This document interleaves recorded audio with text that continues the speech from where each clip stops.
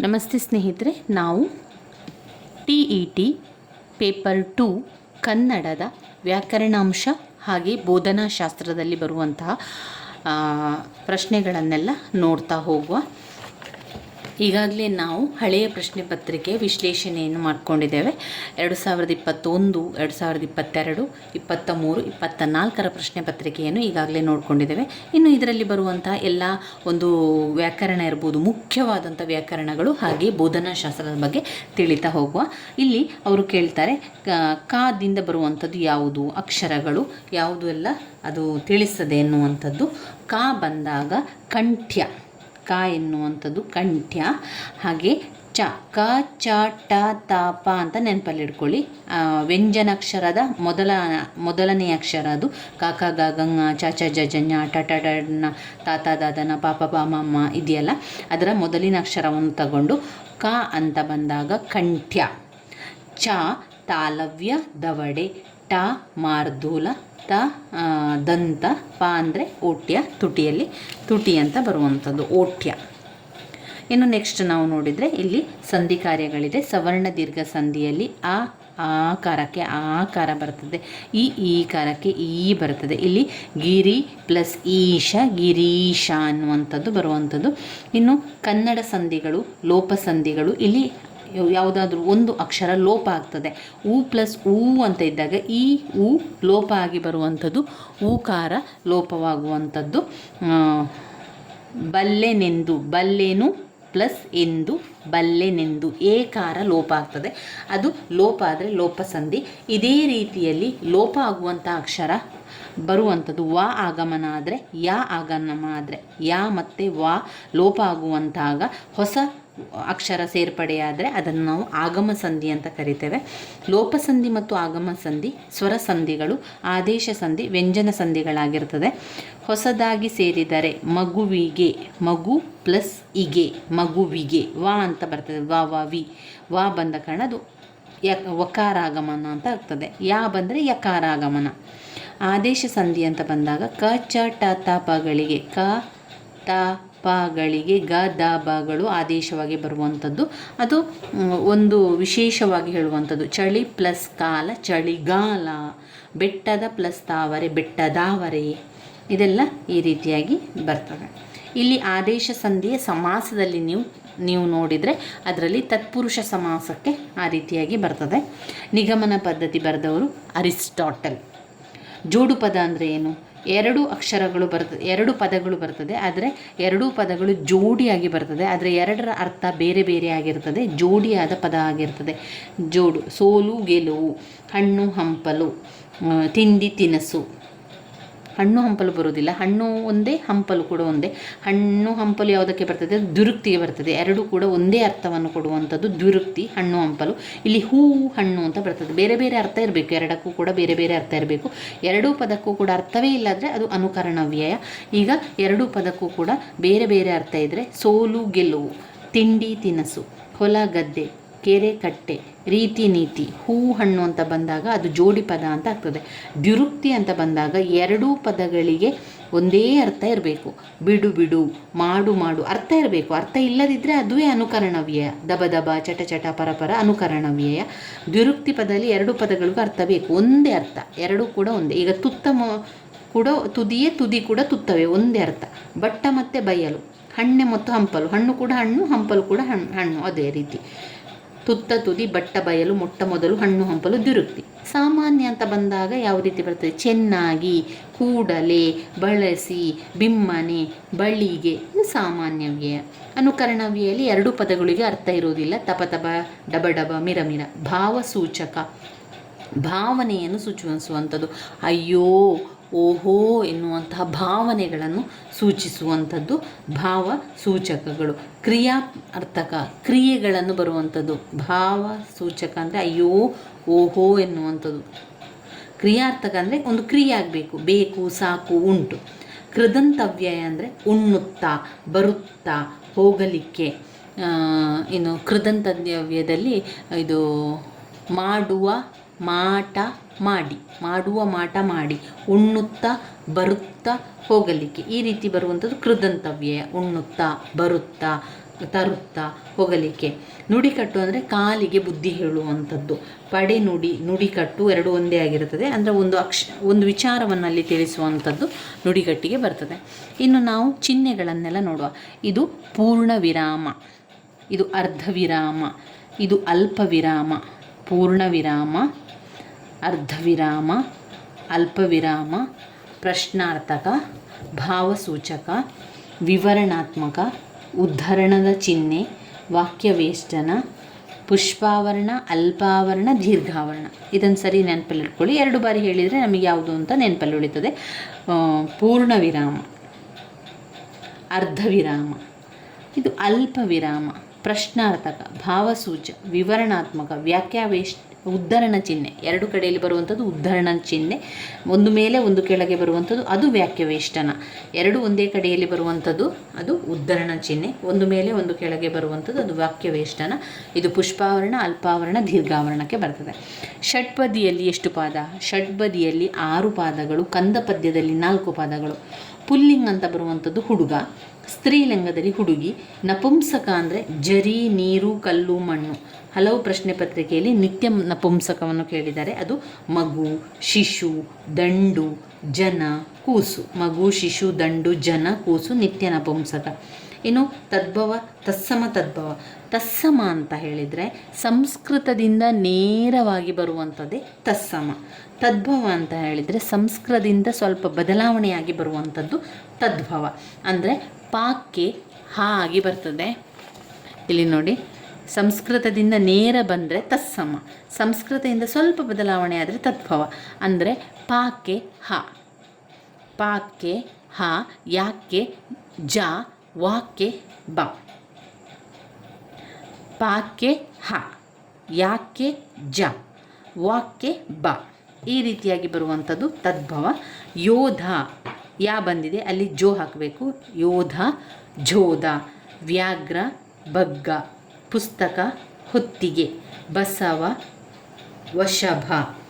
ಪ, ಹ, ಯ, ಜ, ವಾಕ್ಕೆ ಬ. ಪ್ರಾಯ, ಹರೆಯ. ಯೋಗಿ, ಜೋಗಿ. ವಂಶ, ಬಂಚ. ವಿದ್ಯಾ, ಬಿಜ್ಜೆ. ಕಾವ್ಯ, ಕಬ್ಬ. ಇನ್ನು ಇಲ್ಲಿ ಇದು ವಿಭಕ್ತಿ ಪ್ರತ್ಯಯವನ್ನು ನೋಡುವ. ವಿಭಕ್ತಿ ಪ್ರತ್ಯಯದಲ್ಲಿ ಪ್ರಥಮ ವಿಭಕ್ತಿ ಪ್ರತ್ಯಯ ಉ ಮತ್ತು ಮ. ಇಲ್ಲಿ ಬರುವಂಥದ್ದೆಲ್ಲ ಹಳೆಗನ್ನಡ. ಮ ಅಂದರೆ ಹಳೆಗನ್ನಡ, ಆಮೇಲೆ ಉ. ಪ್ರಥಮ ಉ, ಮ. ದ್ವಿತೀಯ ಅನ್ನು, ಅಂ. ತೃತೀಯ ಇಂದ, ಇಂ. ಚತುರ್ಥಿ ಗೆ, ಕೆ. ಪಂಚಮಿ ದೆಸೆಯಿಂದ, ಅತ್ತಣಿಂ. ಷಷ್ಠಿ ಅ. ಸಪ್ತಮಿ ಅಲ್ಲಿ, ಓಳ್. ಸಂಬೋಧನೆ ಏ, ಆ. ಕಾರಕಾರ್ಥಕಗಳು ಕರ್ತೃಕಾರಕ, ಕರ್ಮಕಾರಕ, ಕರ್ಣ, ಸಂಪ್ರದಾನ, ಆಪಾದನ, ಸಂಬಂಧ, ಅಧಿಕರಣಕಾರಕ, ಸಂಬೋಧನಾ ಅಂತ ಬರುತ್ತೆ. ಷಷ್ಠಿ ವಿಭಕ್ತಿಯು ಕಾರಕಾರ್ಥದಲ್ಲಿ ಸೇರಿಲ್ಲ. 6 ವಿಭಕ್ತಿ ಪ್ರತ್ಯಯಗಳು ಕಾರಕಾರ್ಥದಲ್ಲಿ ಹೊಂದಿರುವಂಥದ್ದು. ಪ್ರಥಮ, ದ್ವಿತೀಯ, ತೃತೀಯ, ಚತುರ್ಥಿ, ಪಂಚಮಿ, ಸಪ್ತಮಿ. ಒಟ್ಟು 6 ಕಾರಕಾರ್ಥದಲ್ಲಿ ಸೇರಿರುವಂಥದ್ದು. ಇನ್ನು ನಾವು ವರ್ಣಮಾಲೆಯನ್ನು ನೋಡಿದರೆ ನಮ್ಮಲ್ಲಿ 49 ಅಕ್ಷರಗಳಿದೆ. ಅದರಲ್ಲಿ 13 ಸ್ವರಗಳು, 34 ವ್ಯಂಜನಗಳು, 2 ಯೋಗವಾಹಕಗಳಾಗಿರುತ್ತದೆ. ಇನ್ನು 5 ಆನುನಾಸಿಕಗಳು. ಞ, ಣ, ನ, ಮ ಎನ್ನುವಂಥದ್ದು ಆನುನಾಸಿಕವಾಗಿರುತ್ತದೆ. ಜಲದೋಳ್, ದೋಳ್, ಓಳ್ ಅಂತ ಬಂದಿದೆ. ಓಳ್ ಅಂತ ಬರುವಂತಹ ವಿಭಕ್ತಿ ಪ್ರತ್ಯಯದ ಹಳೆಗನ್ನಡದ ರೂಪ ಸಪ್ತಮಿಯಲ್ಲಿ ಬರ್ತದೆ ನೋಡಿ. ಓಳ್ ಅಂತ ಹೇಳಿದರೆ ಅಲ್ಲಿ, ಸಪ್ತಮಿ ಅಲ್ಲಿ, ಓಳ್. ಯಾವ ಕಾರಕಾರ್ಥ? ಅಧಿಕರಣಕಾರಕ, ಅಧಿಕರಣಕಾರಕಾರ್ಥದಲ್ಲಿ ಬರುವಂಥದ್ದು. ಈ ರೀತಿ ಕೊಟ್ಟಿದ್ದಾರೆ ನೋಡಿ. ಜಲದೋಳ್ ಇದು ಯಾವ ವಿಭಕ್ತಿ ಪ್ರತ್ಯಯ ಅಂತ. ನಮಗೆ ಆಗ ಏನು ಅಂತ ಕನ್ಫ್ಯೂಸ್ ಆಗ್ತದೆ. ಯಾಕಂದರೆ ಅವರು ಹಳೆಗನ್ನಡದ ವಿಭಕ್ತಿ ಪ್ರತ್ಯಯದ ಹಳೆಗನ್ನಡದ ವಿಷಯವನ್ನು ಕೊಟ್ಟಿದ್ದಾರೆ. ಅಲ್ಲಿ ಅಂತ ಕೊಡಲಿಲ್ಲ. ಅಲ್ಲಿ ಅಂತ ಹೇಳಿದರೆ ಅದು ಸಪ್ತಮಿ ವಿಭಕ್ತಿ ಪ್ರತ್ಯಯ ಅಂತ ನಮಗೆ ಗೊತ್ತಾಗ್ತಿತ್ತು. ಓಳ್ ಅಂತ ಬರ್ತದೆ, ಅದಕ್ಕೆ ಅಲ್ಲಿ ಎನ್ನುವಂಥದ್ದಕ್ಕೆ ಓಳ್. ಆ ದೆಸೆಯಿಂದ, ಅತ್ತಣಿಂ. ಗೆ, ಕೆ. ಇಂದ ತೃತೀಯ, ಇಂ. ಅನ್ನು ದ್ವಿತೀಯ, ಅಂ. ಉ ಅಂದರೆ ಮ. ಇನ್ನು ಸಂಸ್ಕೃತ ಸಂಧಿಯಲ್ಲಿ ಸವರ್ಣ ದೀರ್ಘ ಸಂಧಿ ಆ ಬಂದಾಗ ಆ, ಈ ಬಂದಾಗ ಈ. ಗಿರಿ ಪ್ಲಸ್ ಈಶ, ಗಿರೀಶ. ಗುಣಸಂಧಿ ಯಾವಾಗಲೂ ಗುಣಸಂಧಿಯಲ್ಲಿ ಬರುವಂಥದ್ದು. ಗುಣಸಂಧಿ ಅಂತ ಬಂದಾಗ ನಾವು ಯಾವ ಅಕ್ಷರವನ್ನು ತಗೊಳ್ಬೇಕು ಅಂತ ಹೇಳಿದರೆ O, A R A O R ಅಂತ ಬಂದಾಗ ಅದು ಗುಣಸಂಧಿ. ಸೂರ್ಯ ಪ್ಲಸ್ ಉದಯ ಸೂರ್ಯೋದಯ. ವೃದ್ಧಿ ಸಂಧಿ ಐ ಮತ್ತು ಅವು ಬಂದಾಗ ವೃದ್ಧಿ ಸಂಧಿ. ಜನೌಷಧ ಎಂಡ್ ಸಂಧಿ ವ ಯ ರ ಬರುವಂಥದ್ದು. ಜಾತಿ ಪ್ಲಸ್ ತೀತ ಜಾತ್ಯತೀತ. ಜಶ್ವ ಸಂಧಿಯಲ್ಲಿ ಕ ಜ ಡ ಬರುವಂಥದ್ದು. ಚುಶ್ವ ಸಂಧಿಯಲ್ಲಿ ಶು ಬರುವಂಥದ್ದು. ಚುಶ್ವ ಸಂಧಿಯಲ್ಲಿ ಶು ಮನಸ್ ಪ್ಲಸ್ ಶುದ್ಧಿ ಮನಃಶುದ್ಧಿ ಶು ಬರುವಂಥದ್ದು. ಜಶ್ವ ಸಂಧಿಯಲ್ಲಿ ಕ ಜ ಡ ಬರುವಂಥದ್ದು. ಕ ಜ ಡ ಕ ಜ ಡ ಕ ಜ ಡ ಅದು ಯಾವುದರಲ್ಲಿ ಬರುವಂಥ ಜಶ್ವ ಸಂಧಿಯಲ್ಲಿ. ಚುಶ್ವ ಸಂಧಿಯಲ್ಲಿ ಶಾ ಬರ್ತದೆ ಚುಶ್ವ. ಇದು ಜಶ್ವ ಸಂಧಿಯಲ್ಲಿ ಬರುವಂಥದ್ದು ಪಟ್ ಪ್ಲಸ್ ಅನನ ವಕ್ ಪ್ಲಸ್ ದೇವಿ ಎನ್ನುವಂಥದ್ದು ಜಶ್ವ ಸಂಧಿ. ಅದು ಕ ಜ ಡಗಳು ಬರುವಂಥದ್ದು. ಇನ್ನು ಅರಿಸಮಾಸ ಅಂದರೆ ಕನ್ನಡ ಮತ್ತು ಸಂಸ್ಕೃತ ಶಬ್ದಗಳು ಸೇರಿ ಆಗುವಂಥದ್ದು ಅರಿಸಮಾಸ. ಅಂಶ ಸಂಬಂಧವನ್ನು ಹೊಂದಿರುವಂಥದ್ದು. ಕೈಯ ಪ್ಲಸ್ ಅಡಿ ಅಂಗೈ ಎನ್ನುವಂಥದ್ದು. ತತ್ಪುರುಷ ಸಮಾಸ ಉತ್ತರ ಪದದ ಅರ್ಥವು ಪ್ರಧಾನವಾಗಿರುವಂಥದ್ದು. ಮಳೆ ಪ್ಲಸ್ ಕಾಲ ಮಳೆಗಾಲ. ಕರ್ಮಧಾರೆಯ ಸಮಾಸ ವಿಶೇಷಣ ಸಂಬಂಧವನ್ನು ಹೊಂದಿರುವಂಥದ್ದು. ಕರ್ಮಧಾರೆಯ ಸಮಾಸ ಇದರಲ್ಲಿ ಒಂದನ್ನು ಇನ್ನೊಂದಕ್ಕೆ ವಿಶೇಷವಾಗಿ ಹೋಲಿಸುವಂಥದ್ದು. ಹಿರಿದಾದ ಮರ ಹೆಮ್ಮರ. ಆಮೇಲೆ ಕೆಂಪಾದ ತಾವರೆ ಗೆಂದಾವರೆ. ಈ ರೀತಿಯಾಗಿ ತತ್ಪುರುಷ ಸಮಾಸ. ತತ್ಪುರುಷ ಅಲ್ಲ ಕರ್ಮಧಾರೆಯ ಸಮಾಸಕ್ಕೆ ಆ ರೀತಿ. ತತ್ಪುರುಷ ಸಮಾಸ ಅಂತ ಬಂದಾಗ ಮಳೆ ಪ್ಲಸ್ ಗಾಲ ಮಳೆಗಾಲ. ಅಂಶಿ ಸಮಾಸ ಅಂಶಿ ಸಂಬಂಧವನ್ನು ಹೊಂದಿರುತ್ತದೆ. ಕೈ ಪ್ಲಸ್ ಅಡಿ ಅಂಗೈ. ಭಾಷಾ ಬೋಧನೆಯ ಪ್ರಧಾನ ನಿರ್ದಿಷ್ಟ ಉದ್ದೇಶ ಏನು? ಅದು ಜ್ಞಾನ, ಗ್ರಹಿಕೆ, ಮೌಖಿಕ, ಲಿಖಿತ. ಜ್ಞಾನ ಮೊದಲಿಂದು ಜ್ಞಾನ, ಆಮೇಲೆ ಗ್ರಹಿಸುವಂಥದ್ದು, ಆದ ನಂತರ ಮಾತನಾಡುವಂಥದ್ದು ಮೌಖಿಕ, ನಂತರ ಲಿಖಿತ. ಜ್ಞಾನ, ಗ್ರಹಿಕೆ, ಮೌಖಿಕ, ಲಿಖಿತ. ಇಲ್ಲದ್ರೆ ಕೌಶಲ ಅಂತ ಬಂದಾಗ ನಿಮಗೆ 4 ಬರ್ತದೆ ನೋಡಿ. ಆಲಿಸುವಿಕೆ, ಮಾತನಾಡುವಿಕೆ, ಓದುವಿಕೆ, ಬರೆಯುವಿಕೆ. ಭಾಷಾ ಬೋಧನೆಯ ಪ್ರಧಾನ ನಿರ್ದಿಷ್ಟ ಉದ್ದೇಶ ಅಂತ ಹೇಳಿದರೆ ಅದು ಜ್ಞಾನ, ಗ್ರಹಿಕೆ, ಮೌಖಿಕ, ಲಿಖಿತ. ಜ್ಞಾನ, ಗ್ರಹಿಕೆ, ಮೌಖಿಕ, ಲಿಖಿತ. ಜ್ಞಾನ, ಗ್ರಹಿಕೆ, ಮೌಖಿಕ, ಲಿಖಿತ.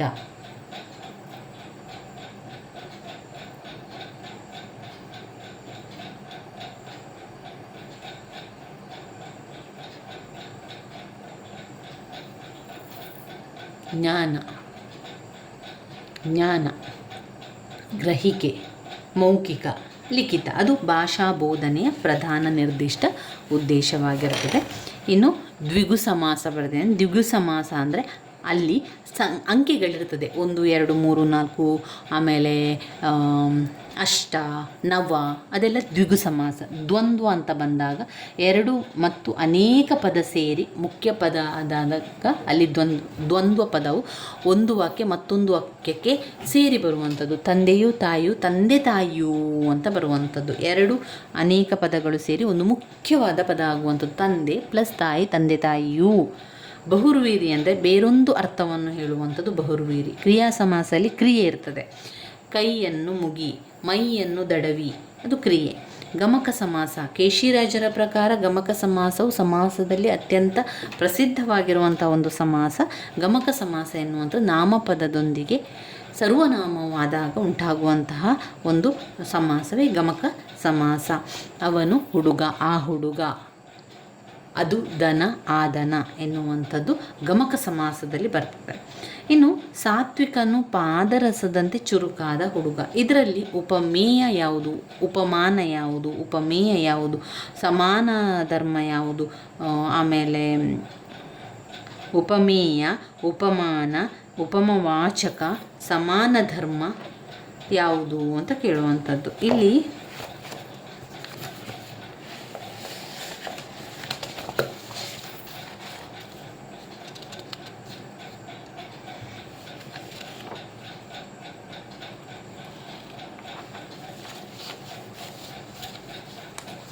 ಸಾತ್ವಿಕನು ಉಪಮೇಯ, ಪಾದರಸ ಉಪಮಾನ, ಅಂತೆ ಉಪಮವಾಚಕ, ಚುರುಕು ಎನ್ನುವಂಥ ಸಮಾನ ಧರ್ಮ.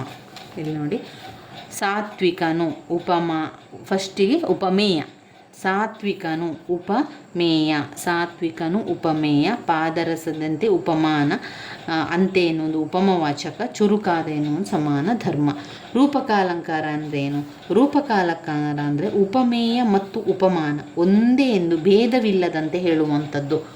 ಒಂದೇ ಎಂದು ಭೇದವಿಲ್ಲದಂತೆ ಹೇಳುವಂಥದ್ದು. ಉಪಮೇಯ ಉಪಮಾನ ಒಂದೇ ಎಂದು ಭೇದವಿಲ್ಲದಂತೆ ಹೇಳುವುದು. ಉದಾಹರಣೆಗೆ ಅವಳು ಕಮಲಮುಖಿ. ಅವಳು ಕಮಲಮುಖಿ ಅಂದರೆ ರೂಪವನ್ನು ಹೇಳುವಂಥದ್ದು ರೂಪಕಾಲಂಕಾರ. ಇದರಲ್ಲಿ ಉಪಮೇಯ ಉಪಮಾನ ಒಂದೇ ಎಂದು ಭೇದವಿಲ್ಲದಂತೆ ಹೇಳುವಂಥದ್ದು. ಅವಳು ಕಮಲಮುಖಿ. ಉತ್ಪ್ರೇಕ್ಷಕಾಲಂಕಾರ ಉತ್ಪ್ರೇಕ್ಷಕಾಲಂಕಾರದಲ್ಲಿ ಉಪಮೇಯವನ್ನು ಉಪಮಾನವನ್ನಾಗಿ ಕಲ್ಪಿಸಿ ವರ್ಣಿಸುವುದು. ಉಪಮೇಯವನ್ನು ಉಪಮಾನವಾಗಿ ಕಲ್ಪಿಸಿ ವರ್ಣಿಸುವುದು ಉತ್ಪ್ರೇಕ್ಷಕಾಲಂಕಾರ. ಈಗ ನಮಗೆ ಉಪಮೇಯ ಉಪಮಾನ ಯಾವುದು ಅಂತ ಸರಿಯಾಗಿ ಗೊತ್ತಿರಬೇಕು. ಇಲ್ಲಿ ನೋಡಿ, ಸಾತ್ವಿಕನು ಪಾದರಸದಂತೆ ಚುರುಕಾದ ಹುಡುಗ ಅಂತ ಕೊಟ್ಟಿದ್ದಾರೆ. ಇದರಲ್ಲಿ ಸಾತ್ವಿಕನು ಯಾವಾಗಲೂ ಉಪಮೇಯ, ಪಾದರಸ ಎನ್ನುವಂಥ ಉಪಮಾನ, ಅಂತೆ ಎನ್ನುವಂಥ ಸಮಾನ ಧರ್ಮ ಉಪಮವಾಚಕ, ಅಂತೆ ಎನ್ನುವಂಥದ್ದು ಉಪಮವಾಚಕ, ಚುರುಕಾದ ಎನ್ನುವಂಥದ್ದು ಸಮಾನ ಧರ್ಮ. ಅದು ನೆನಪಲ್ಲಿ ಇಟ್ಕೊಳ್ಳಿ. ಸಾತ್ವಿಕನು ಉಪಮೇಯ, ಪಾದರಸ ಉಪಮಾನ, ಅಂತೆ ಎನ್ನುವುದು ಉಪಮವಾಚಕ, ಚುರುಕು ಎನ್ನುವಂಥದ್ದು ಸಮಾನ ಧರ್ಮ. ಈಗ ಅವ್ರು ಕೇಳಿದರೆ ರೂಪಕಾಲಂಕಾರ ಅಂದರೆ ಏನು? ರೂಪಕಾಲಂಕಾರ ಅಂತ ಹೇಳಿದರೆ ಉಪಮೇಯ ಮತ್ತು ಉಪಮಾನ ಎರಡೂ ಕೂಡ ಭೇದ ಇಲ್ಲದಂತೆ ಹೇಳುವುದಂತ. ಅಂದರೆ ಸಾತ್ವಿಕನು ಉಪಮೇಯ, ಪಾದರಸ ಉಪಮಾನ, ಉಪಮೇಯ ಮತ್ತು ಉಪಮಾನ ಒಂದೇ ಎಂದು ಭೇದವಿಲ್ಲದಂತೆ ಹೇಳುವಂಥದ್ದೇ ರೂಪಕಾಲಂಕಾರ. ಅವಳು ಕಮಲಮುಖಿ ಎನ್ನುವಂಥದ್ದು. ಅವಳು ಕಮಲಮುಖಿ ರೂಪಕಾಲಂಕಾರ. ಉತ್ಪ್ರೇಕ್ಷಕಾಲಂಕಾರ ಉಪಮೇಯವನ್ನು ಉಪಮಾನವನ್ನಾಗಿ ಕಲ್ಪಿಸಿ ಹೇಳುವಂಥದ್ದು. ಸಾತ್ವಿಕನು ಎನ್ನುವಂತಹ ವಿಚಾರವನ್ನು ಪಾದರಸ ಅಂತ ಹೇಳಿ ಕಲ್ಪಿಸುವಂಥದ್ದು ಉತ್ಪ್ರೇಕ್ಷಕಾಲಂಕಾರ. ಉಪಮೇಯವನ್ನು ಉಪಮಾನವನ್ನಾಗಿ ಕಲ್ಪಿಸಿ ವರ್ಣಿಸುವುದು ಉತ್ಪ್ರೇಕ್ಷಕಾಲಂಕಾರ.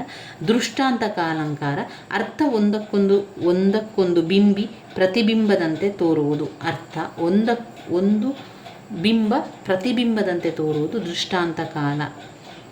ಅರ್ಥ ಒಂದಕ್ಕೊಂದು ಬಿಂಬ ಪ್ರತಿಬಿಂಬದಂತೆ, ಒಂದು ಬಿಂಬ ಒಂದು ಪ್ರತಿಬಿಂಬದಂತೆ ಕಾಣುವಂಥ. ಮಾತು ಬಲ್ಲವನಿಗೆ ಜಗಳವಿಲ್ಲ, ಊಟ ಬಲ್ಲವನಿಗೆ ರೋಗ ಇಲ್ಲ. ಒಂದು ರೀತಿಯ ಗಾದೆ ಮಾತುಗಳು ಬಿಂಬ ಪ್ರತಿಬಿಂಬ ಅಂತೆ ಕಾಣುವಂಥದ್ದು. ಅದು ಗಾದೆಗಳಲ್ಲಿ ಬರುವಂಥದ್ದಲ್ಲ, ಅದು ದೃಷ್ಟಾಂತ ಅಲಂಕಾರಕ್ಕೆ ಬರುತ್ತದೆ. ಅವಿಷ್ಟನ್ನು ನೀವು ಅದರಲ್ಲಿ ನೆನಪಲ್ಲಿಡ್ಕೊಳ್ಳಿ ಸ್ನೇಹಿತರೆ.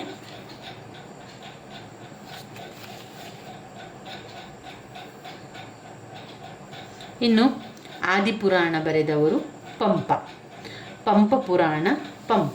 ಆದಿಪುರಾಣ ಪಂಪ, ಪಂಪ ಪುರಾಣ ಪಂಪ. ಗದಾಯುದ್ಧ ರನ್ನ, ಅಜಿತ ಪುರಾಣ ರನ್ನ. ಯಾವುದು? ಮತ್ತೊಮ್ಮೆ ಹೇಳ್ತೇನೆ. ಆದಿಪುರಾಣ ಪಂಪ, ಆದಿಪುರಾಣ ಪಂಪ, ಪಂಪ ಭಾರತ ಪಂಪ. ಗದಾಯುದ್ಧ ರನ್ನ, ಅಜಿತ ಪುರಾಣ ರನ್ನ. ಶ್ರೀರಾಮಾಯಣ ದರ್ಶನಂ ಕುವೆಂಪು, ಶ್ರೀರಾಮಾಯಣ ದರ್ಶನಂ ಕುವೆಂಪು. ಶಾಂತಿ ಪುರಾಣ ಚೆನ್ನ, ಶಾಂತಿ ಪುರಾಣ ಪೊನ್ನ.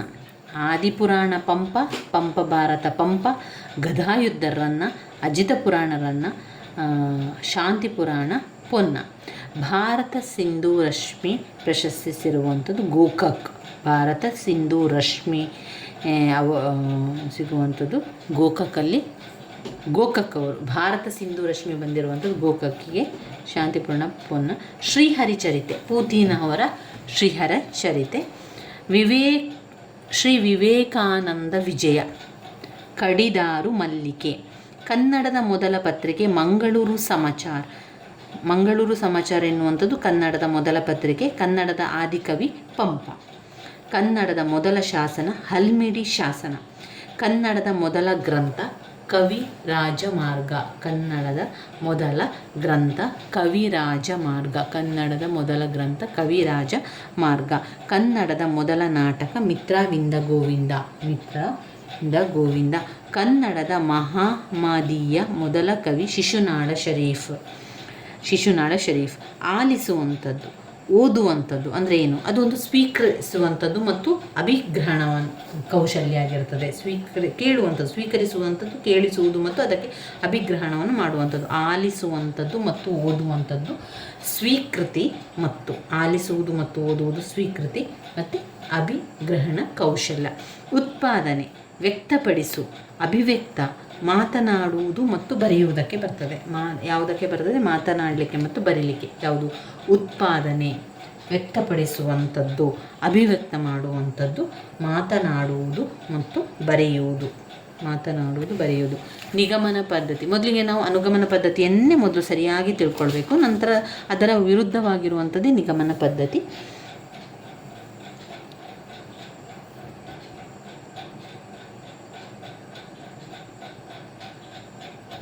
ಅನುಗಮನ ಪದ್ಧತಿ ಬರೆದವರು ಫ್ರಾನ್ಸಿಸ್ ಬೇಕನ್ ಅವರು. ಇದು ಮೂರ್ತದಿಂದ ಮೂರ್ತಕ್ಕೆ. ಇಲ್ಲಿ ಮೊದಲಿಗೆ ಉದಾಹರಣೆಯನ್ನು ಹೇಳ್ತಾರೆ, ನಂತರ ನಿಯಮವನ್ನು ಹೇಳುವಂಥದ್ದು. ಅನುಗಮನ ಪದ್ಧತಿಯು ಮೊದಲು ಉದಾಹರಣೆಯನ್ನು ಹೇಳಿ ನಂತರ ನಿಯಮಗಳನ್ನು ಹೇಳುವಂಥದ್ದು. ಅನುಗಮನ ಪದ್ಧತಿಯು ಫ್ರಾನ್ಸಿಸ್ ಬೇಕನ್ ರಚಿಸಿದ್ದಾರೆ. ನಿಗಮನ ಪದ್ಧತಿಯು ಅರಿಸ್ಟಾಟಲ್. ಅನುಗಮನ ಪದ್ಧತಿಯು ಫ್ರಾನ್ಸಿಸ್ ಬೇಕನ್ ಅವರು ಹೇಳಿದ್ದಾರೆ.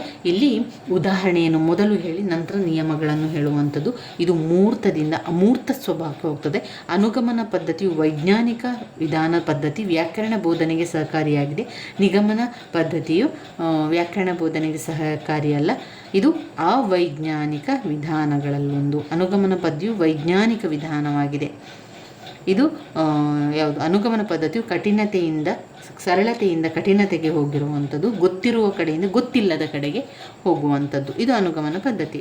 ನಿರ್ದಿಷ್ಟ ವಿಷಯಗಳಿಂದ ಸಾಮಾನ್ಯ ತೀರ್ಮಾನದೆಡೆಗೆ ವ್ಯಾಕರಣ ಬೋಧನೆಗೆ ಸೂಕ್ತವಾದ ಪದ್ಧತಿ ಅನುಗಮನ ಪದ್ಧತಿ. ನಿಗಮನ ಪದ್ಧತಿಯು ಮೊದಲು ನಿಯಮ ಹೇಳಿ ನಂತರ ಉದಾಹರಣೆ ಹೇಳುವಂಥದ್ದು. ಅಮೂರ್ತದಿಂದ ಮೂರ್ತ, ಇಡಿಯಿಂದ ಬಿಡಿಯ ಕಡೆಗೆ ನಿಗಮನ ಪದ್ಧತಿ. Inductive method. ಇದು ವ್ಯಾಕರಣ ಬೋಧನೆಗೆ ಸೂಕ್ತವಾದ ಪದ್ಧತಿ ಅನುಗಮನ ಪದ್ಧತಿ. ಇದು ಮೊದಲು ಉದಾಹರಣೆ ಮತ್ತು ನಿಯಮವನ್ನು ಹೇಳುವಂಥದ್ದು. ನಿರ್ದಿಷ್ಟದಿಂದ ಸಾಮಾನ್ಯತೆಡೆಗೆ. ಇನ್ನು ಬರುವಂಥದ್ದು ನಿರ್ದಿಷ್ಟ ವಿಷಯಗಳಿಂದ ಸಾಮಾನ್ಯ ತೀರ್ಮಾನದ ಕಡೆಗೆ. ರೂಢನಾಮ, ರೂಢಿಯಿಂದ ಬಂದಂಥದ್ದು. ಮನುಷ್ಯ, ಹುಡುಗ, ಹುಡುಗಿ, ಇದೆಲ್ಲ. ಅನ್ವರ್ಥನಾಮ ಕುರುಬ, ಕುಂಟ, ಕಿವುಡ. ಸರ್ವನಾಮ ನಾನು, ನೀನು, ಅವಳು. ಅಂಕಿತನಾಮ ರಾಮ, ಸೀತೆ. ಮೌಲ್ಯಮಾಪನದ ತ್ರಿಮುಖ ಸಂಬಂಧವನ್ನು ಹೇಳಿದವರು ರೆಬಸನಸ್. ಮೌಲ್ಯಮಾಪನದ ತ್ರಿಮುಖ ಸಂಬಂಧ. ಮೌಲ್ಯಮಾಪನದ ತ್ರಿಮುಖ ಸಂಬಂಧವನ್ನು ಹೇಳಿದವರು ಯಾರು? ಮೌಲ್ಯಮಾಪನದ ತ್ರಿಮುಖ ಸಂಬಂಧ.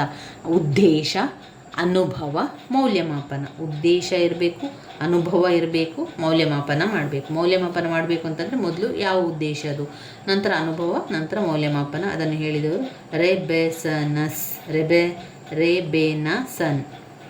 ರೆಬೆನಸನ್ನವರು. ಸ್ವಯಂ ಸುಧಾರಣೆಯನ್ನು ಮಾಡಿಕೊಳ್ಳುವಂಥದ್ದು ಮೌಲ್ಯಮಾಪನವನ್ನು ಮಾಡಿಕೊಳ್ಳುವುದರಿಂದ ಶಿಕ್ಷಕನ ಬೋಧನಾ ಸಾಮರ್ಥ್ಯ ಇರುವಂಥದ್ದು ಮೌಲ್ಯಮಾಪನ ಮಾಡಿ. ವ್ಯಾಪಕ ಮೌಲ್ಯಮಾಪನ ಏನಾಗ್ತದೆ? ಮಕ್ಕಳ ಸರ್ವತೋಮುಖ ವಿಕಾಸ ಆಗ್ತದೆ.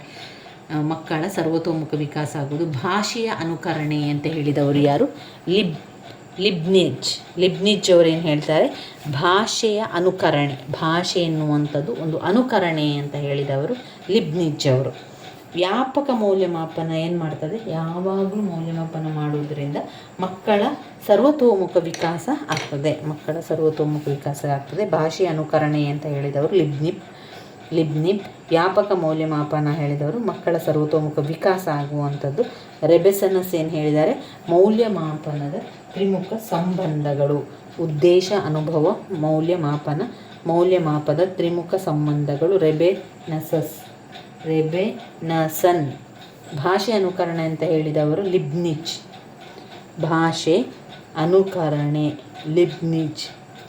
ವ್ಯಾಪಕ ಮೌಲ್ಯಮಾಪನವು ಮಕ್ಕಳ ಸರ್ವತೋಮುಖ ವಿಕಾಸ ಉಂಟಾಗ್ತದೆ.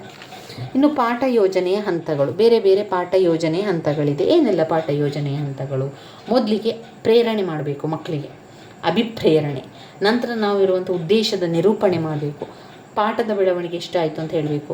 ನಂತರ ನಿನ್ನೆ ಮಾಡಿದನ್ನು ಪುನರಾವರ್ತನ ಅಭ್ಯಾಸವನ್ನು ಮಾಡುವಂಥದ್ದು.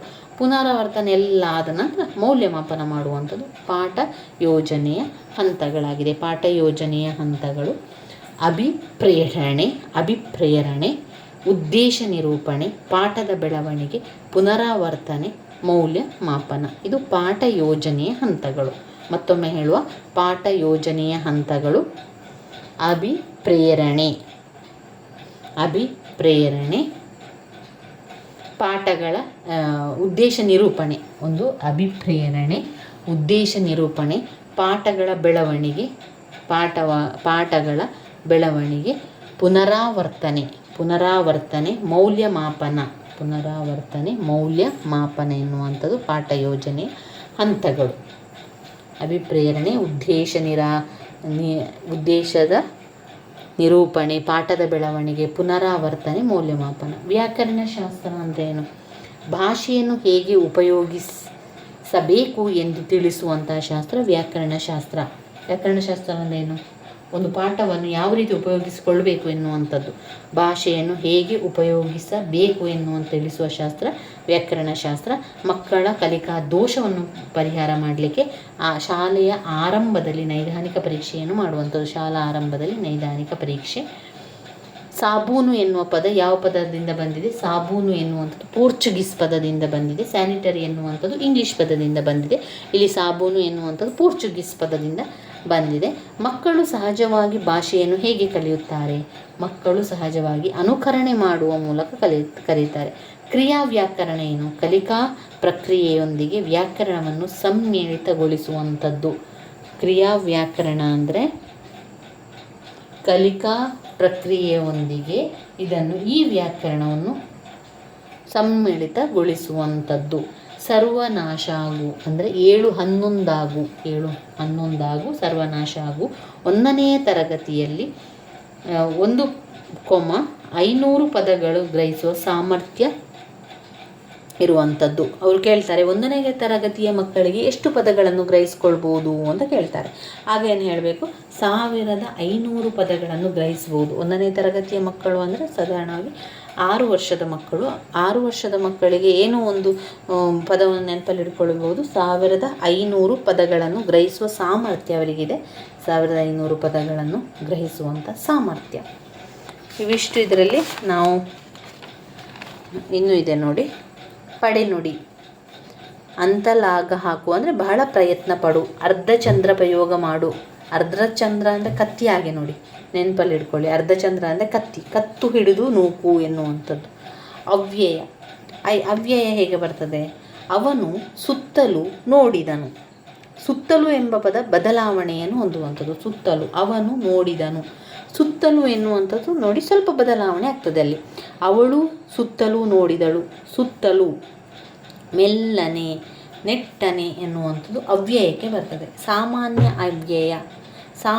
ಅವ್ಯಯ ಮತ್ತು ಭಾವಸೂಚಕ ಅವ್ಯಯ.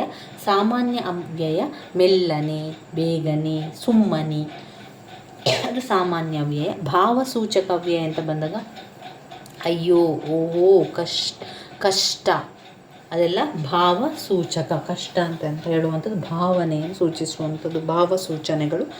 ಸಂವೇದನೆ, ಕದಡು. ಸಂವೇದನೆ ಮಾಡುವಂಥದ್ದು ಅಂದರೆ ಅರ್ಥ ಕದಡುವಂಥದ್ದು. ಸಂವೇಗ ಅಂದರೆ ಭಾವನೆ. ಇಲ್ಲಿ ನೋಡಿ, ವೇದನೆ ಅಂತ ಹೇಳಿದ ಕೂಡಲೇ ನಮಗೆ ಅದೊಂಥರ ಕದಡು ಮಾಡುವಂಥದ್ದು ವೇದನೆ. ಸಂವೇಗ ಅಂತ ಹೇಳಿದರೆ ಅದು ಭಾವನೆ. ಅವ್ಯಯ. ಅವ್ಯಯ ಅಂದರೆ ನಮ್ಮ ಸುತ್ತಲೂ ನೋಡಿದಳು, ಅವನು ಸುತ್ತಲೂ ನೋಡಿದನು, ಅವಳು ಸುತ್ತಲೂ ನೋಡಿದಳು. ಸುತ್ತಲೂ ಎನ್ನುವಂಥ ಪದ ಬದಲಾವಣೆ ಹೊಂದುವಂಥದ್ದು. ಇದು ಸುತ್ತಲೂ, ಮೆಲ್ಲನೆ, ನೆಟ್ಟನೆ ಅವ್ಯಯಕ್ಕೆ ಬಂದಿದೆ. ಸಾಮಾನ್ಯ ಅವ್ಯಯ ಬೇಗನೆ, ಮೆಲ್ಲನೆ, ಸುಮ್ಮನೆ. ಭಾವಸೂಚಕ ಅವ್ಯಯ ಕಷ್ಟ, ಅಯ್ಯೋ, ಆಹಾ. ಸಂವೇದನೆ ಅಂದರೆ ಕದಡುವುದು. ಸಂವೇಗ ಅಂದರೆ ಭಾವನೆ. 23 ವರ್ಣತಂತುಗಳಲ್ಲಿ ಮಹತ್ವ ಹೊಂದಿದೆ. ಅದು ಯಾವುದಕ್ಕೆ ಮಹತ್ವ ಹೊಂದಿದೆ? ಅದು ಲಿಂಗವರ್ಣ ತಂತು.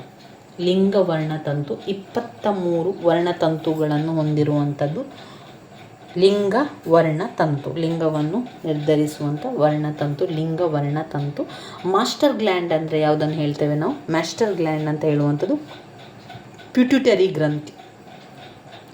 ಮಾಸ್ಟರ್ ಗ್ಲ್ಯಾಂಡ್ ಅಂತ ಹೇಳುವಂಥದ್ದು ಪಿಟ್ಯೂಟರಿ ಗ್ರಂಥಿಗೆ ಲೈಂಗಿಕ ವರ್ತನೆಯ ಮೇಲೆ ಪ್ರಭಾವ ಬೀರುವಂತಹ ಗ್ರಂಥಿ ಗೋನಾಡ್ಸ್ ಗ್ರಂಥಿ. ಮಾಸ್ಟರ್ ಗ್ಲ್ಯಾಂಡ್ ಪಿಟ್ಯುಟರಿ ಗ್ರಂಥಿ. ಆಮೇಲೆ ಲೈಂಗಿಕ ವರ್ತನೆಯ ಮೇಲೆ ಪ್ರಭಾವ ಬೀರುವಂತಹ ಗ್ರಂಥಿ ಗೋನಾಡ್ಸ್ ಗ್ರಂಥಿ. ಸ್ಕ್ಯಾನಿಂಗ್ ಮಾಡುವಂಥ ಸೂಕ್ಷ್ಮ ವಚನೆ ಗೋನಾಡ್ಸ್ ಗ್ರಂಥಿ. ಗೋನಾಡ್ಸ್ ಗ್ರಂಥಿ. ಕ್ರಿಯಾತ್ಮಕ ವ್ಯಾಕರಣ ಬೋಧನೆ ಅದು ಭಾಷೆಯ ಜೊತೆಯಲ್ಲಿಯೇ ಪ್ರಯೋಗ ಮೂಲಕ ವ್ಯಾಕರಣವನ್ನು ಮಾಡುವಂಥ. ಪ್ರಯೋಗ ಅಂತ ಹೇಳಿದ ಕೂಡಲೇ ಕ್ರಿಯಾತ್ಮಕ ವ್ಯಾಕರಣ ಬೋಧನೆ ಮಾಡೋದು, ಪ್ರಯೋಗಗಳ ಮೂಲಕ ವ್ಯಾಕರಣವನ್ನು ಮಾಡುವಂಥದ್ದು.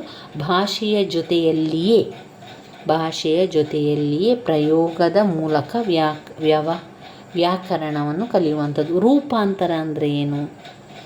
ರೂಪಾಂತರ ಆಗ್ತದೆ ಅಂತ ಹೇಳಿದರೆ ಒಂದು ಭಾಷೆಯೊಳಗೆ ನಡೆಯುವಂಥ ಪರಿವರ್ತನೆ ರೂಪಾಂತರ. ಒಂದು ಭಾಷೆಯೊಳಗೆ ನಡೆಯುವಂಥ ಪರಿವರ್ತನೆ ರೂಪಾಂತರ. ಸಾಂಪ್ರದಾಯಿಕ ಬೋಧನಾ ಪದ್ಧತಿಯಲ್ಲಿ ಏನೆಲ್ಲ ಇದೆ? ಸಾಂಪ್ರದಾಯಿಕ ಬೋಧನಾ ಪದ್ಧತಿಯಲ್ಲಿ ಒಟ್ಟು 6 ಪಾಯಿಂಟ್ಸ್ಗಳಿದೆ. ಒಂದು ನಾಟಕಾಭಿನಯ, ಪ್ರಶ್ನೋತ್ತರ, ಉಪನ್ಯಾಸ, ಕಥೆ ಪದ್ಧತಿ, ನಿಗಮನ, ಅನುಗಮನ. ಅವು ಸಾಂಪ್ರದಾಯಿಕ ಬೋಧನೆಯ ಪದ್ಧತಿಗೆ ಬರ್ತದೆ. ಒಟ್ಟು 6 ಬೋಧನಾ ಪದ್ಧತಿ ಇದೆ. 6 ಸಾಂಪ್ರದಾಯಿಕ ಬೋಧನಾ ಪದ್ಧತಿ ಯಾವುದೆಲ್ಲದು? ಒಂದು ನಾಟಕ ಅಭಿನಯ, ಸಂಪ್ರದಾಯ ಬೋಧನಾ ಪದ್ಧತಿ ನಾಟಕ ಅಭಿನಯ. ಕಥಾ ಪದ್ಧತಿ, ಪ್ರಶ್ನೋತ್ತರ ಪದ್ಧತಿ, ಉಪನ್ಯಾಸ ಪದ್ಧತಿ, ನಿಗಮನ ಪದ್ಧತಿ, ಅನುಗಮನ ಪದ್ಧತಿ. ಸಾಂಪ್ರದಾಯಿಕ ಬೋಧನಾ ಪದ್ಧತಿ ನಾಟಕ ಅಭಿನಯ, ಪ್ರಶ್ನೋತ್ತರ, ಉಪನ್ಯಾಸ, ಕಥೆ ಪದ್ಧತಿ, ನಿಗಮನ, ಅನುಗಮನ. ಸಂಪನ್ಮೂಲ ಪುಸ್ತಕ ಯಾವುದು? ಅದು ಶಿಕ್ಷಕರ ಕೈಪಿಡಿ. ಸಂಪನ್ಮೂಲ ಪುಸ್ತಕಗಳು ಶಿಕ್ಷಕರ ಕೈಪಿಡಿ. ಕ್ರಿಯಾ ಸಂಶೋಧನೆಯ ಪಿತಾಮಹ ಕಾರ್ಟ್ ಲೆವಿನ್. ಕ್ರಿಯಾ ಸಂಶೋಧನೆಯ ಪ್ರತಿಪಾದಕ ಸ್ಟೀಫನ್ ಕೋರೆ. ಕ್ರಿಯಾ ಸಂಶೋಧನೆಯ ಪಿತಾಮಹ ಕಾರ್ಟ್ ಲೆವಿನ್. ಕ್ರಿಯಾ ಸಂಶೋಧನೆಯ ಪ್ರತಿಪಾದಕರು ಸ್ಟೀಫನ್ ಕೋರೆ ಅವರು. ಉಚ್ಚಾರಣೆಯ ಸಮಸ್ಯೆ ಹೊಂದಿದಾಗ ಶಿಕ್ಷಕರು ಕೈಗೊಳ್ಳುವ ವೈಜ್ಞಾನಿಕ ಕಾರ್ಯ ಅಂದರೆ ಉತ್ಪಾದನೆ ಸಮಸ್ಯೆ ಹೊಂದಿದಾಗ, ತಕ್ಷಣ ಒಂದು ಸಮಸ್ಯೆ ಬಂದಾಗ ಅದನ್ನು ಪರಿಹಾರ ಮಾಡುವುದು ಕ್ರಿಯಾ ಸಂಶೋಧನೆ. ಉತ್ಪಾದನೆ ಸಮಸ್ಯೆ ಹೊಂದಿದಾಗ ಶಿಕ್ಷಕರು ಕೈಗೊಳ್ಳುವ ವೈಜ್ಞಾನಿಕ ಕಾರ್ಯ ಕ್ರಿಯಾ ಸಂಶೋಧನೆ.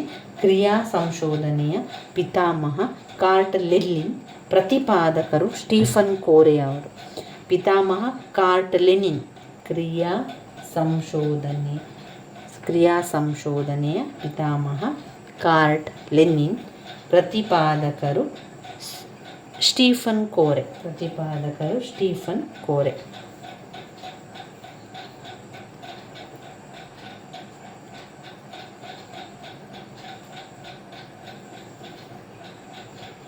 ಇನ್ನು ಬರುವಂಥದ್ದು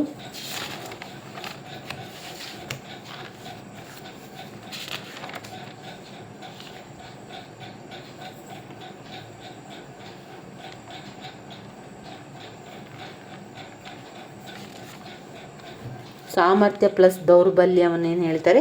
ನೈದಾನಿಕ ಪರೀಕ್ಷೆ. ನಿರಂತರ ಮೌಲ್ಯಮಾಪನ ಮಾಡುವುದಕ್ಕೆ ಏನು ಹೇಳ್ತಾರೆ? ಘಟಕ ಪರೀಕ್ಷೆ. ನಿರಂತರ ಮೌಲ್ಯಮಾಪನ ಮಾಡುವಂಥದ್ದು ಘಟಕ ಪರೀಕ್ಷೆ. ಓ ಔ ಸ್ಥಾನ ಇದು ಯಾವ ಪದಕ್ಕೆ ಬರ್ತದೆ? ಇದು ಕಂಠೋಸ್ಯದಿಂದ ಬರ್ತದೆ.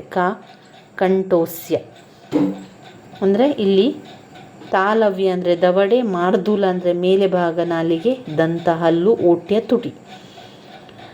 ಓ ಔ ಸ್ಥಾನ ಬರುವಂಥದ್ದು ಕಂಠೋಸ್ಯಕ್ಕೆ. ನೆನಪಲ್ಲಿ ಇಟ್ಕೊಳ್ಳಿ. ಓ ಔ ಬರುವಂಥದ್ದು ಕಂಠೋಸ್ಯಕ್ಕೆ. ಇನ್ನು ಕಂಠ ತಾಲವ್ಯಕ್ಕೆ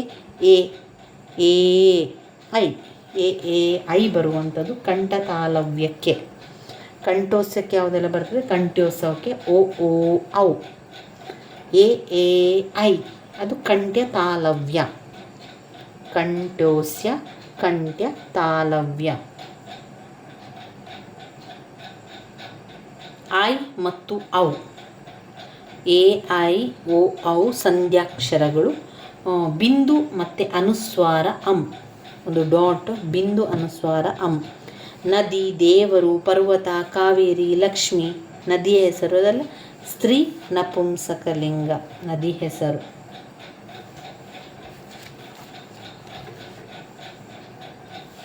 ನೋಡಿ ಇಲ್ಲಿ ಜಶ್ವ ಸಂಧಿ, ಆಮೇಲೆ ಚುಶ್ವ ಸಂಧಿ ಬಂದರೆ ಚುಶ್ವ ಸಂಧಿಯಲ್ಲಿ ಶೂ ಬರ್ತದೆ, ಜಶ್ವ ಸಂಧಿಯಲ್ಲಿ ಕ ತ ಡ ಬರ್ತದೆ, ಕ ತ ಡಗಳು ಬರ್ತದೆ.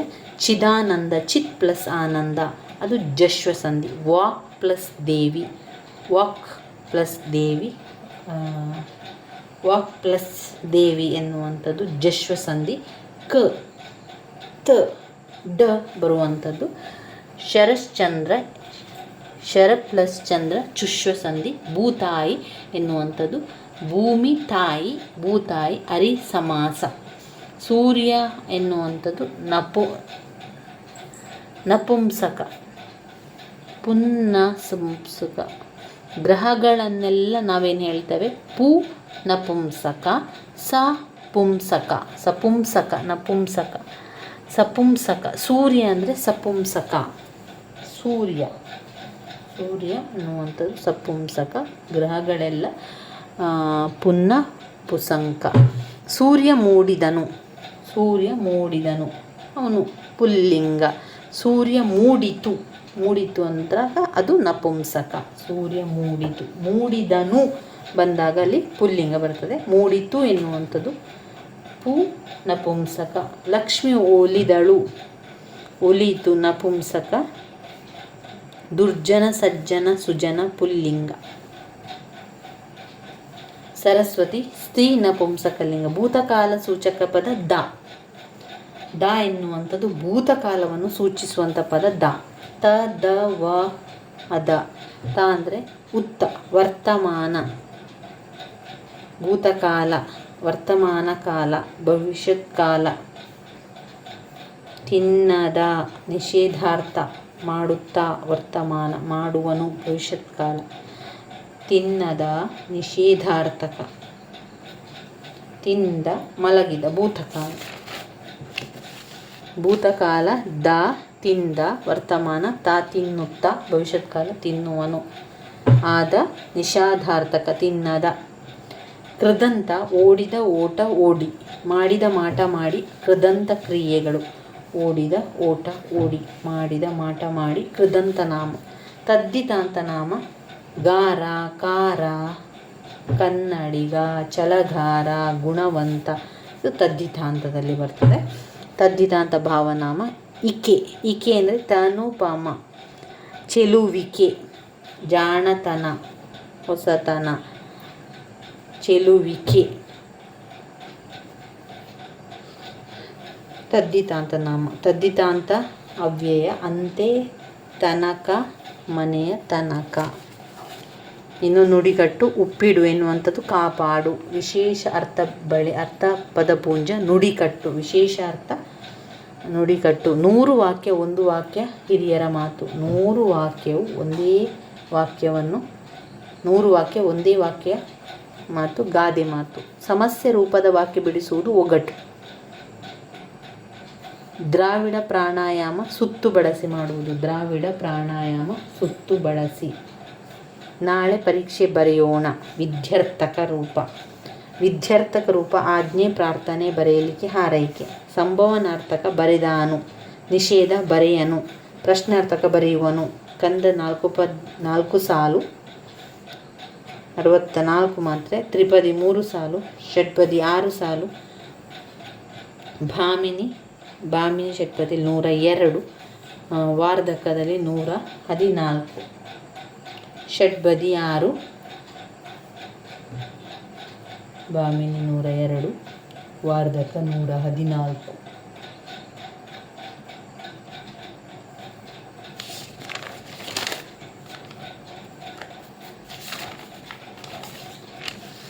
ಇನ್ನು ವರ್ಣಮಾಲೆ, ಪದಮಾಲೆ, ಓದುವಿಕೆ, ವಾಕ್ಯ ರಚನೆ. ಇದು ಮಾಂಟೆಸರಿ ಪದ್ಧತಿಯಲ್ಲಿ ಬರ್ತದೆ. ಕ್ರಿಯಾ ಸಂಶೋಧನೆಯ ಮೊದಲ ಹಂತ ಸಮಸ್ಯೆಯನ್ನು ಗುರುತಿಸುವಂಥದ್ದು. ವರ್ಣಮಾಲೆ, ಪದಮಾಲೆ, ಓದುವಿಕೆ, ರಚನೆ. ರೂಪಾಂತರ ಅಂದರೆ ಬಂದಾಗ ಕಾಲ, ದೇಶ, ಸಂಸ್ಕೃತಿಗಳನ್ನು ಆಧರಿಸಿ ಭಾಷೆಯ ಸಂಸ್ಕೃತಿಗೆ ಅನುಗುಣವಾಗಿ ರಚಿಸುವಂಥದ್ದು. ಭಾಷಾಂತರ ಅಂದರೆ ಅನುವಾದ. ಸ್ವಯಂ ಕಲಿಕೆ, ನೈಪುಣ್ಯತೆ ಹೊಂದಲು, ಕಲಿಕೆ ಸ್ಪಷ್ಟನೆ, ಆಮೇಲೆ ಸ್ವಯಂ ಕಲಿಕೆ ಅನ್ನೋದು ಪರಿಣತೆಯನ್ನು ಒದಗಿಸುತ್ತದೆ. ಕಲಿಕಾ ಸಾಧನ ನಿರಂತರ ವ್ಯಾಪಕ ಮೌಲ್ಯಮಾಪನ ಹೀಗಿರಬೇಕೆಂಬ ಅಂಶ ಕಲಿಕಾ ಸಾಧನ. ಪಾಠ ಯೋಜನೆ ಬೆನ್ನೆಲುಬು, ಬೆಳವಣಿಗೆಯ ಪ್ರಶ್ನೆಗಳು. ಪಾಠ ಯೋಜನೆಯ ಬೆನ್ನೆಲುಬು,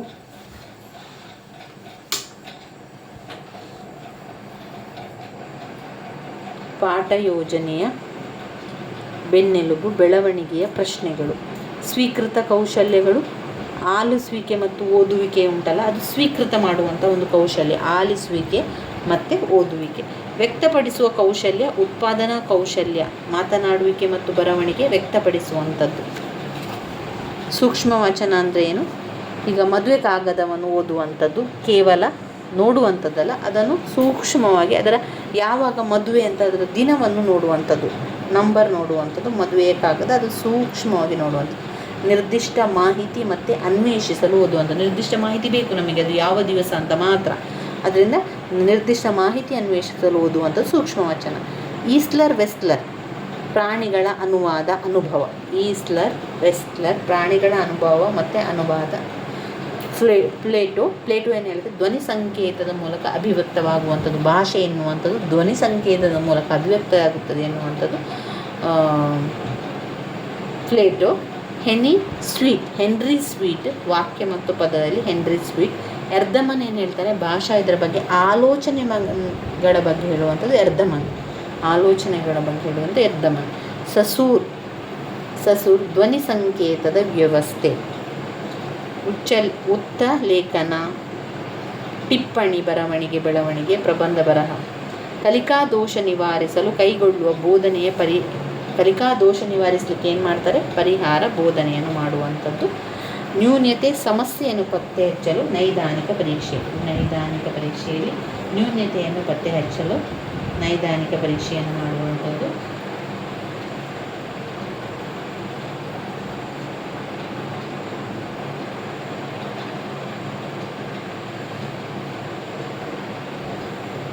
ನ್ಯೂನ್ಯತೆ, ಈಗ ಕಲಿಕೆಯಲ್ಲಿ ನ್ಯೂನ್ಯತೆ ಸಮಸ್ಯೆ ಬಂದರೆ ಅದನ್ನು ಪರೀಕ್ಷೆ ಮಾಡಿ ನೈದಾನಿಕ ಪರೀಕ್ಷೆ.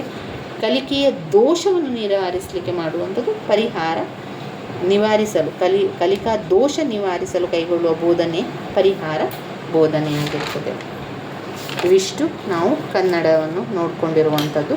ಈಗಾಗಲೇ ನಾನು ಇದರಲ್ಲಿ ಬಂದಿರುವಂಥ ವಿಚಾರಗಳು, ಇದು ಕೂಡ ನಾನು ನಿಮಗೆ ತಿಳಿಸ್ಕೊಟ್ಟಿದ್ದೆ. ಸಂಧಿಗಳು, ಸಮಾಸಗಳು, ವ್ಯಾಕರಣಗಳು, ಇದೆಲ್ಲ ಕೂಡ ವ್ಯಾಕರಣಗಳಲ್ಲಿ ಬರ್ತದೆ. ಮತ್ತು ಕೆಲವೊಂದೆಲ್ಲ ಭಾಷಾ ಬೋಧನೆಗಳಲ್ಲಿ ಕೂಡ ಬರುವಂಥದ್ದು. ಇದನ್ನೆಲ್ಲವನ್ನು ಕೂಡ ನಾವು ಒಮ್ಮೆ ಓದ್ಕೊಂಡಿದ್ದೇವೆ. ವೀಡಿಯೋಸ್ ಎಲ್ಲ ನಿಮಗೆ ಇಷ್ಟ ಆಗಿದ್ದರೆ ಲೈಕ್ ಕೊಡಿ, ಶೇರ್ ಮಾಡಿ, ಸಬ್ಸ್ಕ್ರೈಬ್ ಮಾಡಲಿಕ್ಕೆ ಮರಿಬೇಡಿ ಸ್ನೇಹಿತರೆ. ಮುಂದಿನ ವಿಡಿಯೋದಲ್ಲಿ ನಾವು ಇಂಗ್ಲೀಷ್ TETಗೆ ಬರುವಂಥ ಪ್ರಶ್ನೆಗಳನ್ನು ನೋಡುವ. ಧನ್ಯವಾದಗಳು.